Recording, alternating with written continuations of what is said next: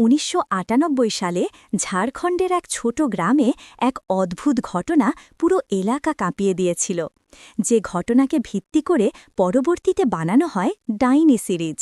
গ্রামের মানুষ বিশ্বাস করত এক নারী নাকি রাত হলেই রূপ বদলে বনের ভেতর ঘোরে। মজার ব্যাপার হল, একই সময়ে গ্রামের ৩ জন মানুষ একই বর্ণনা দিয়েছিল সেই নারীর: লম্বা চুল, ছায়ার মতো দেহ আর চোখে লাল।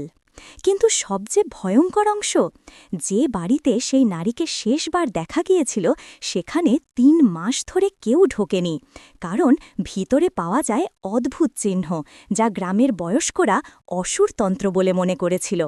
সিরিজ ডাইনির অনেক দৃশ্যই এই বাস্তব ঘটনার ওপর তৈরি, এবং আজও সেই বাড়িটা পরিত্যক্ত, কেউ যায় না, কারণ সবকিছু শেষও হয়নি। মানুষ মনে করে রাতে সেই ছায়াটা এখনও দেখা যায়।